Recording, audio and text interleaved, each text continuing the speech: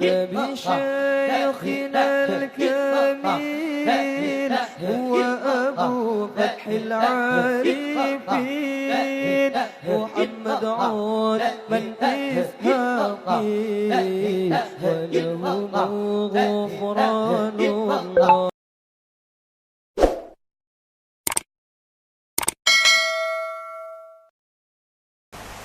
Ada hadis yang mengatakan bahwa orang yang berjalan menuju majelis ilmu agama ini,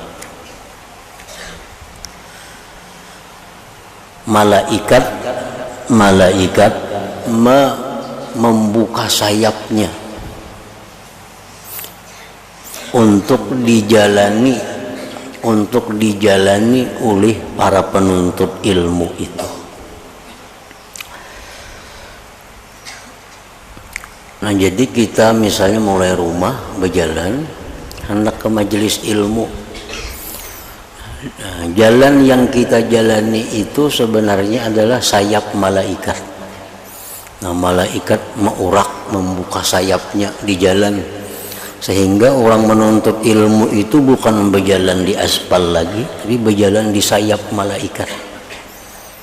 Nah, itu Nabi yang mengatakan demikian. Karena malaikat itu saking menghormatinya, saking memuliakannya kepada orang yang menuntut ilmu, sampai jalan orang menuntut ilmu itu diurakkan malaikat sayapnya agar dijalani oleh para penuntut ilmu. Ada orang yang mau ulu-ulu, ada orang mau ulu-ulu, angkat kaki ikam itu kena patah halar malaikat, mau ulu-ulu itu. Nah, maka orang yang mengata tadi jadi lekat di tempatnya dan tidak dapat bergerak ke tempat yang lain. Orang tadi jadi berikit, kada kau bergerak lagi di situ, sehingga keringlah kakinya dan terus jatuh di tempat itu. Ini akibat dari perkataan meulu-ulu itu.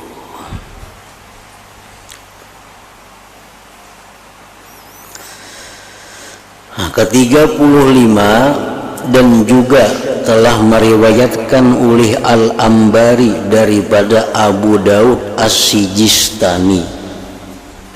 Beliau berkata, ada di kalangan murid-murid yang mengaji ilmu hadis seorang lelaki yang jahat.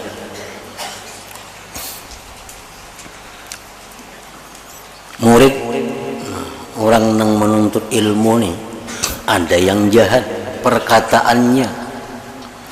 Seketika ia mendengar sabda Rasulullah sallallahu alaihi wasallam yang berbunyi, innal malaikata la tad'u ajnihataha li talibil ilmi ridan bima yasna'u.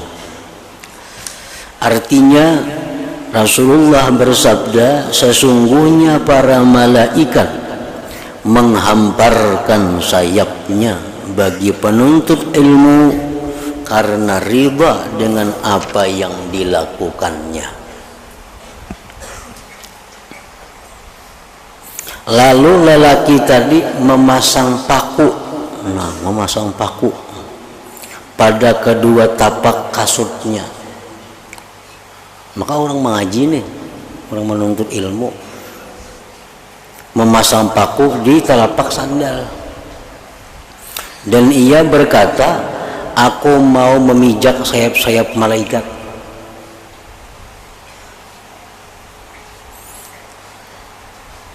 Maka secara tiba-tiba orang ini menjadi buruk kakinya.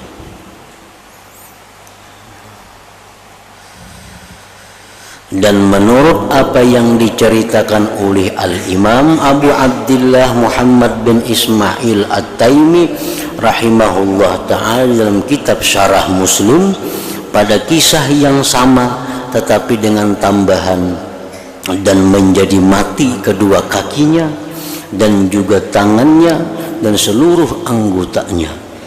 Dan dalam riwayat lain disebutkan maka bercerai-cerai anggotanya.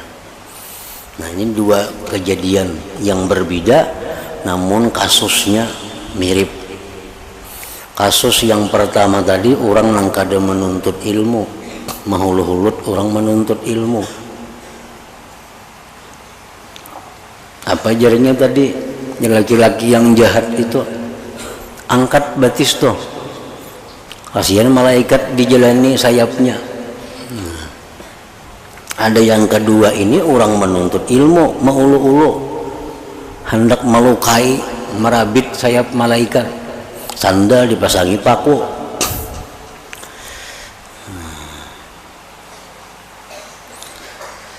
Nah, jadi maksudnya kedua kisah ini adalah bahwa jangan hendak maulu-ulu sesuatu yang diagungkan oleh Allah.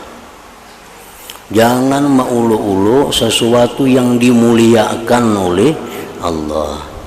Jangan meremehkan sesuatu yang dihormati oleh Allah. Kan malaikat itu makhluk kiram, makhluk mulia. Malaikat itu diciptakan dari cahaya dan diciptakan oleh Allah tidak untuk berbuat dosa. Nah, kalau kita meremehkan malaikat, maka itu meremehkan Allah, karena Allah memuliakan malaikat. Ada yang mengatakan hadis bahwa kalau kita makan bawang itu, makan bawang mentah atau makan jaring, nah baunya kali nyaman, maka malaikat pun akan jauh dari kita. Malaikat itu ketujuh yang harum-harum. Nah, kalau kita berharum-harum, malaikat parak, malaikat rahmat. Malaikat rahmat itu parak, karena suka lawan harum-harum. Kalau ada orang makan jaring, kurang makan jaring dulu nah, nyaman kayaknya malaikat berjauhan lawan aku. Nah, kan maulu-ulu itu. Nah, ucapan-ucapan itu ucapan nang maulu-ulu kepada Allah Subhanahu wa Ta'ala. Kayak tadi contohnya, hati-hati berjalan.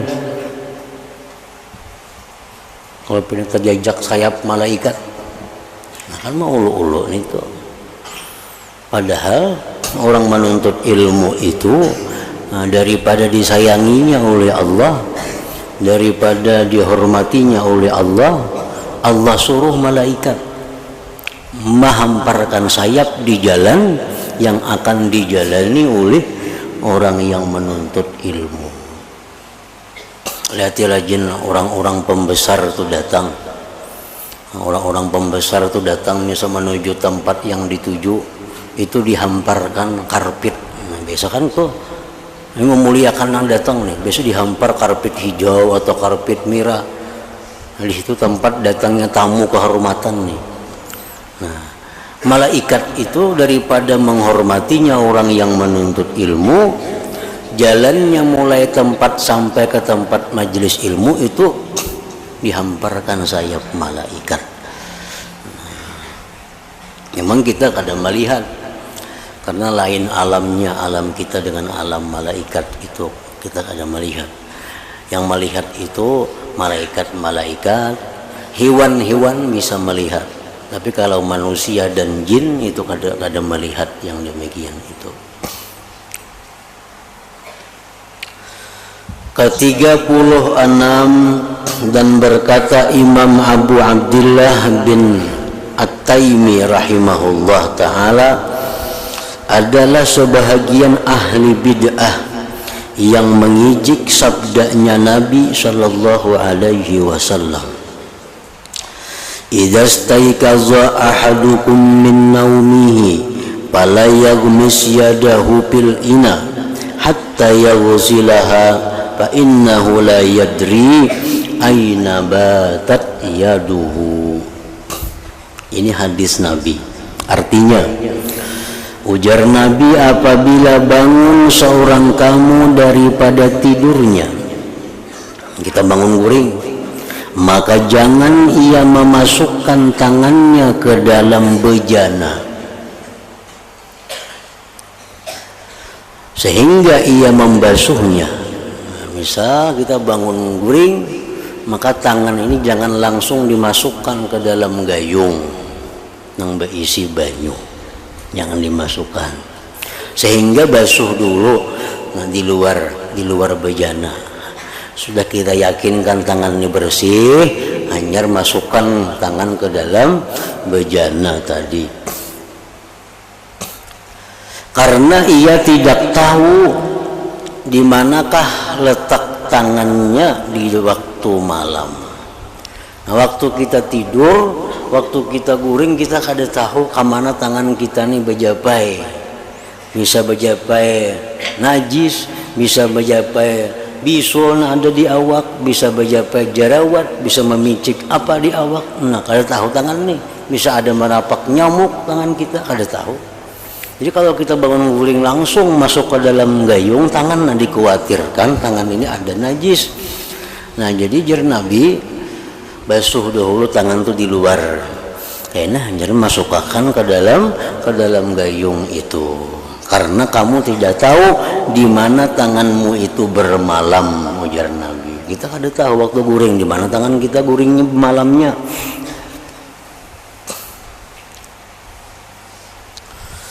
Lalu ahli bid'ah tadi berkata sambil mengijik maulu-ulu, saya tahu di mana tangan saya bermalam, ya itulah di atas hamparannya, ujarnya. Maka apabila ia bangun pada hari yang berikutnya, tiba-tiba ia mendapati tangannya telah dimasukkan ke dalam lubang duburnya sehingga sampai ke hastanya. Ada sadarnya. Ada orang nama Allah nih, begitu bangun guring langsung masukkan banyu ke dalam wadah. Jar nang kawan jangan, jar Nabi basuh dulu, karena tangan ikam tuh kada tahu di mana guringnya. Jarnya aku tahu tangan kuning guring di hamparan juga. Nah ulu-ulu sekali esok hari bangun guring, tangan masuk ke dalam dubur sampai sehasta. Karena maulu-ulu hadis Nabi. Berkata Al-Imam Abu Abdillah At-Taimi rahimahullahu ta'ala, maka hendaklah seseorang itu menjaga diri daripada menghina akan sunnah Nabi sallallahu alaihi wasallam dan perkara-perkara yang tauqifi, yang dari Allah, yang dari Rasul, itu tauqif. Cobalah engkau lihat betapa kedua orang telah kita sebutkan tadi menerima qadah, balasan dari ucapan atau perbuatan mereka itu.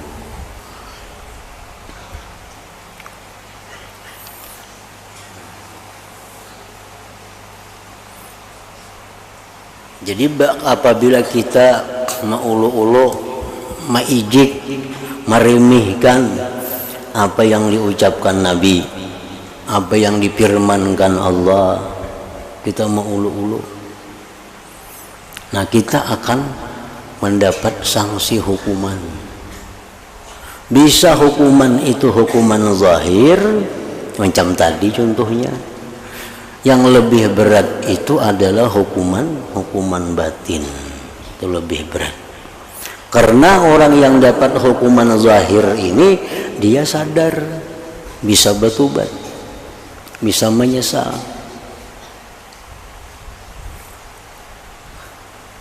Kalau orang dapat hukuman batin, kada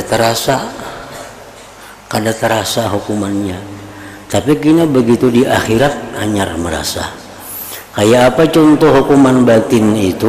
Contohnya macam ditariknya berkah iman, ditariknya berkah Islam, ditariknya berkah ilmu, sehingga makin hari makin malas beribadah, makin hari makin malas menuntut ilmu, makin hari makin kada paham dengan ilmu, makin hari makin susah menghafal ilmu. Nah, ini hukuman batin yang diberikan Allah. Baik dengan ucapan kita meremehkan itu atau dengan perbuatan sama aja. Nah, tadi kan lawan perkataan nih, contoh-contoh nih. Atau dengan perbuatan. Nah, contohnya dengan perbuatan kayak apa? Nah, misalnya macam Al-Quran, itu kitab yang dimuliakan Allah. Lalu dengan Al-Quran orang ini merimihkan. Misal membawa Al-Quran kayak membawa kantungan plastik. Nah, bawa di tangan. Sama kalau ada bedanya membawa Quran, membawa iwa karing di tangan. Kan sekada-kadanya membawa Quran itu, nah kayak ini di atas, atau kalau lebih baik lagi nangka ini membawa Quran itu. Jangan nangka yang membawa kantungan. Nah, itu meremehkan Quran dengan perbuatannya. Kalau ini di zaman dahulu orang macam itu bisa langsung dihukum Allah dengan mati tangannya. Nah, itu hukuman zahir. Nah, sekarang hukumannya lebih berat lagi, Allah beri kehilangan berkah tangan. Tangannya masih bisa bergerak, masih normal, tapi kehilangan berkah tangan. Apa hilang berkah tangan itu? Tangan sulit berbuat kebaikan, suka hendak berbuat kemaksiatan. Nah, ini orang kehilangan berkah tangan. Ini lebih parah lagi daripada yang mati tangannya. Nah, orang tadi begitu misalnya Al-Quran sembarangan, tangannya mati, sampai ini insaf, sampai ini tobat, sampai ini menyesal. Nah, kalau hukuman batin itu kada terasa. Kenapa dulu tanganku ini ketujuh menulis Al-Quran, ketujuh menulis ilmu, sekarang tangannya ada sedikit menulis katur sudah, satu tengah lembar menulis keram tangan. Nah, barangkali ini orang kehilangan berkah tangan. Nah, akibat apa? Dicari, bisa-bisa akibatnya tangan ini berbuat hal-hal yang meremehkan sesuatu yang dimuliakan oleh Allah Subhanahu wa ta'ala.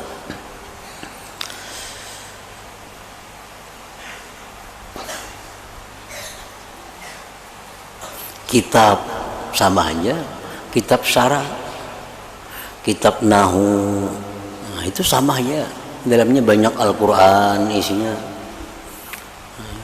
Kitab-kitab fikih, dalamnya banyak hadis, banyak nabi. Nah, kada kawa disamakan lawan surat kabar, kada kawa disamakan lawan majalah, kada kawa. Ini dalamnya ini kalam Allah, dalamnya kalam Rasulullah, dalamnya tulisan-tulisan para aulia Allah. Kada kawa diremehkan. Allah marah kalau hal-hal yang dimuliakan itu kita remehkan. Nah, kalau kita belajar agama, menyusun kitab aja ada susunannya. Kalau belajar ta'lim muta'alim misalnya, ada susunannya, ada aturannya, kada sembarang susun kitab itu. Ini misal lemari, nah itu kada sembarang susun. Kalau kita hendak dapat berkahnya, mana Al-Quran itu hendak paling atas, raknya rak atas. Habis Quran apa? Tafsir Quran.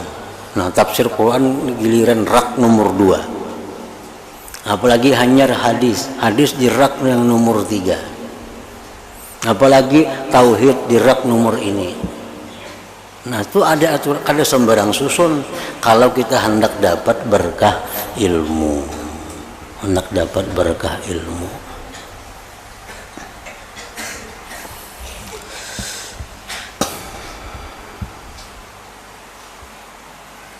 Dan makna hadis tadi mengikuti Imam Syafi'i dan para ulama yang lainnya rahimahumullah ta'ala, bahwasanya orang yang tidur itu biasanya tangannya akan bermain-main dengan badannya.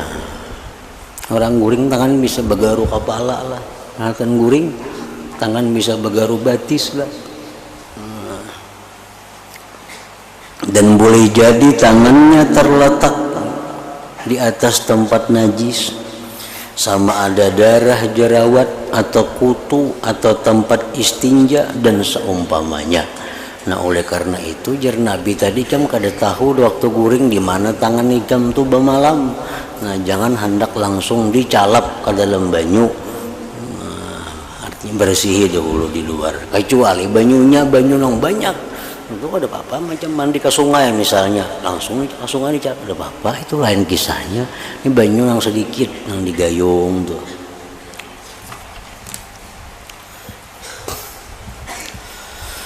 Ke-37 dan di antara cerita yang serupa dengan cerita yang telah lalu ialah suatu cerita yang telah masyhur dan telah diceritakan oleh generasi kepada generasi berikutnya, dan cerita ini telah sabit di sisi para qadhi, yaitu cerita seorang lelaki di negeri Busra pada tahun 665 Hijrah. Lelaki ini adalah seorang yang jahat i'tiqadnya pada para ulama. Jahat i'tikadnya pada para ulama.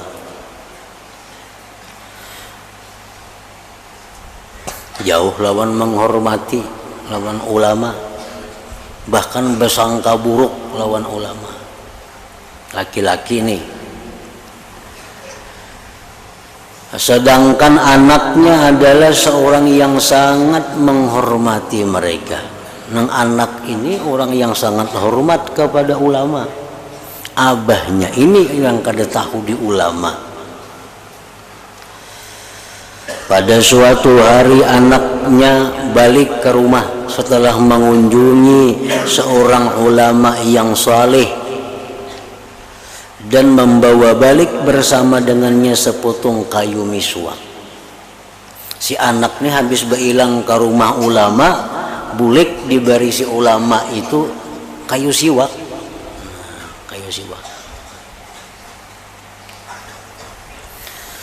Kemudian ayahnya bertanya sambil mengijik, biar nang abah begitu datang ke rumah anak, apa yang telah diberikan kepadamu oleh Tuan Syekh itu?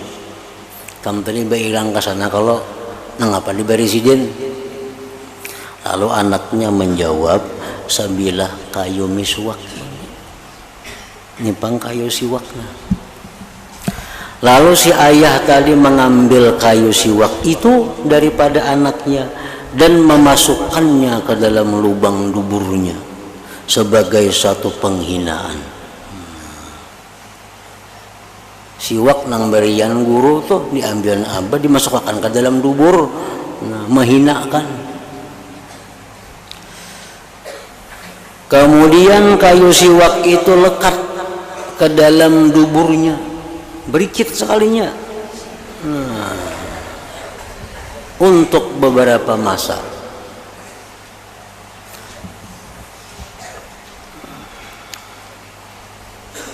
Sehingga apabila kayu siwak itu dapat dicabut, kalau dicabut kayu siwak tadi akhirnya, maka terkeluar bersamanya siwak tadi seekor anak anjing yang hampir serupa dengan seekor ikan.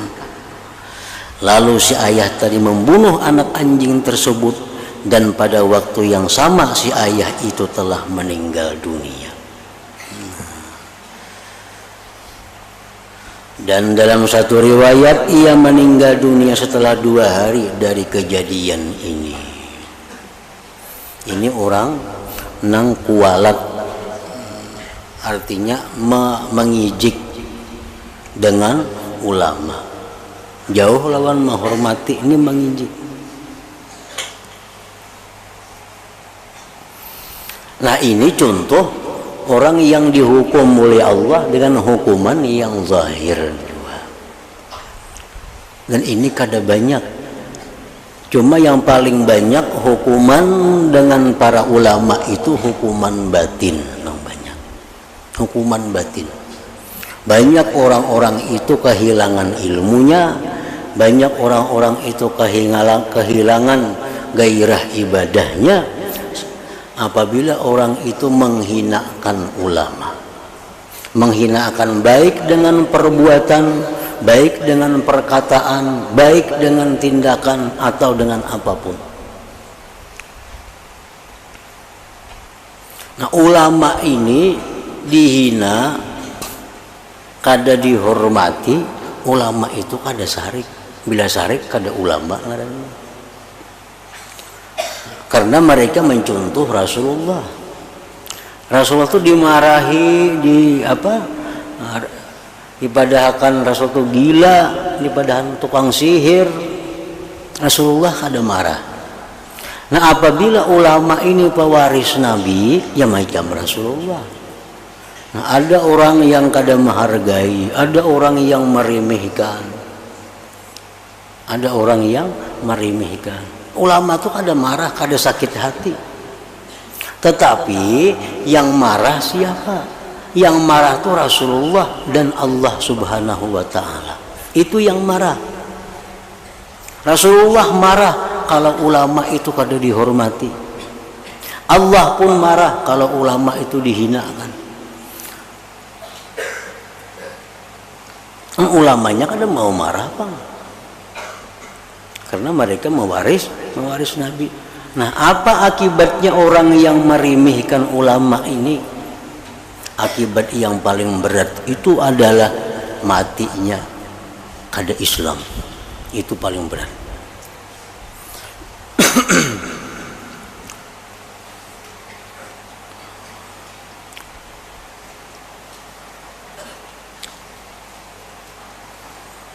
Dahulu misalnya nih mengaji di kampung, lawan guru, mengaji parukunan, lawan guru di kampung, guru orang saleh di kampung, orang baik, mengaji parukunan, mengaji tauhid, mengaji apa. Sekarang patuh lawan guru besar. Nah, guru yang di kampung itu kan udah dihirani lagi. Mengaji ampe lawan guru di kampung tadi mahirannya kada lagi. Ini orang kena katulahan mengatakannya. Kada boleh itu. Kada boleh itu. Nah, ini orang pasti kena dibuktikan oleh Allah. Kan banyak kah itu. Di kampung tuh mengaji parukunan, lawan sidin belajar tajwid, lawan sidin belajar ini, lawan sidin. Betamuan sekarang guru nang hebat, guru nang besar betamuan ampih mengaji lawan guru kampung tadi dihirani aja kada lagi, dihilangi aja kada lagi sidin di kampung itu. Kan dapat guru nang besar nih sekarang nih, nang keluaran luar negeri dapatnya. Nah, ini orang pasti katulahan. Itu sudah dijamin oleh sunnah Nabi mengatakan demikian. Orang yang menghinakan ulama, orang yang merem ulama itu akan mendapat suatu hukuman dari Allah. Jadi kada akan bermanfaat ilmunya yang dikaji lawan guru nang besar itu kada ada manfaatnya. Bahkan tambah hatinya akan cinta kepada dunia, hatinya akan tambah cinta kepada kekayaan, kada akan membawa kebaikan kepada dirinya. Itu liatakan aja, buktiakan aja, karena ini Al-Quran, ini Sunnah, ini kata-kata aulia kada akan luput. Ada orang dahulu di Mekah, orang kita Kalimantan ini mengaji lawan guru besar di Mekah, ngaran sidin Sayyid Muhammad Amin Al-Qutbi. Nah, jadi si orang ini mengaji, dinasihati oleh sidin. Nah, jadi sidin ikam kalau hendak mengaji lawan aku, ikam jangan lagi ke ini. Itu aja, sebuting aja ke ini jangan lagi. Kalau ikam mengaji lawan aku. Sekalinya si orang ini kada maasi tatap menggawi itu. Nah, si Said Amin tahu bu ini orang kada maasi dan sidin kada marah. Lapang sehari kada tatapnya. Lalu orang tadi boleh ke Banjar, ke Kalimantan Selatan ini boleh. Nah, sampai boleh ke sini ilmunya kada bermanfaat. Nang dikaji 20 tahun di Makkah itu orang kada denang mengajinya di sini. Hafalan-hafalan orang tuh makin hilang. Sampai begitu tuha Fatihah aja kada hafal lagi. Fatihah kada ingat lagi. Nah, ini bersambahyang nambah Quran maka Fatihah kada hafal lagi. Nah, ini contoh orang yang mendapat hukuman batin karena merimihkan ulama itu. Tapi bila ulama nang sarik dengan dirimihkan itu kada mangatuluhani. Ulama itu mesti kita kada menghormati sarik sidin itu kada apa-apa, ulamanya kada memberi bakas itu. Tapi kalau ulama nang disakiti, nang diapai, diam senyum, nah ini yang membahayakan.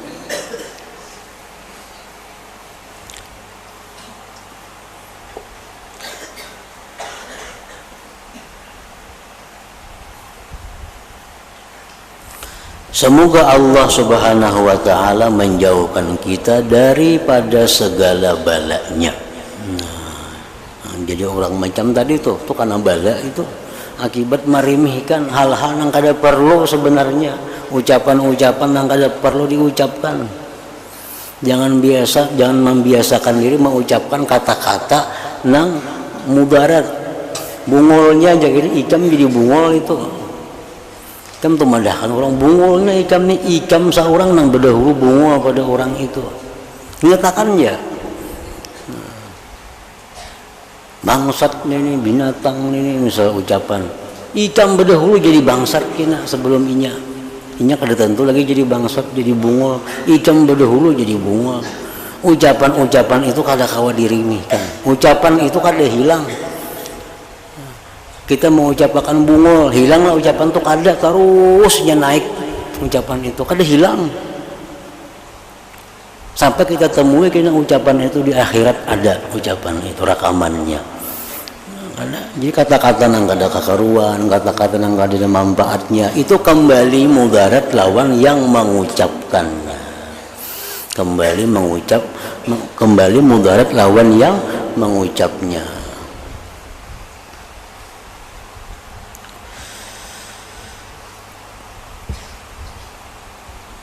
Dan semoga ia memberikan taufik kepada kita untuk senantiasa kita dapat mensucikan artinya menghormati, mengagungkan sunnah-sunnah Nabi Sallallahu Alaihi Wasallam dan membesarkan syiar Islam agama.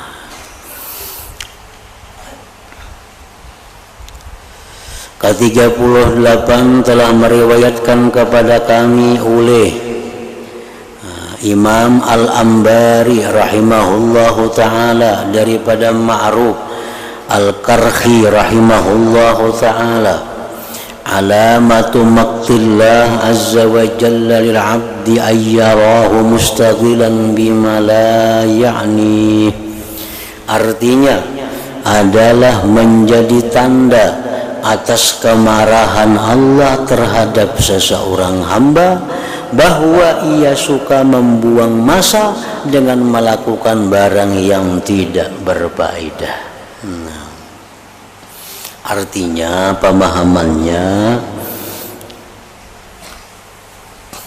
bila Allah itu kada katuju lawan seseorang, maka seseorang itu akan suka berbuat yang kada bermanfaat. Sebaliknya pemahamannya orang-orang yang suka berbuat hal-hal yang kada bermanfaat itu tanda bahwa orang ini dimarahi oleh Allah. Hatujo berbuat yang kada bermanfaat. Nah, kalau Allah itu sayang kepada hambanya maka hambanya ini akan selalu berbuat yang positif, berbuat kebaikan, berbuat yang memberikan manfaat kepada dirinya atau kepada orang lain. Orang katujuh menganggur, berbuat nang kada ada manfaat, lawan diri kada ada manfaat, apalagi lawan orang kada ada manfaatnya. Nah, ini tanda orang ini dijauhkan dari Allah.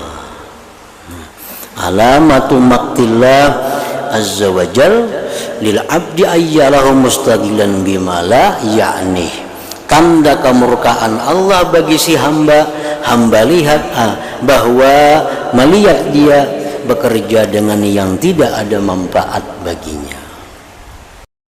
Terima kasih Anda telah menyaksikan ceramah dari Kiai Haji Muhammad Bahit. Semoga bermanfaat. Jangan lupa subscribe, like, share, dan komen.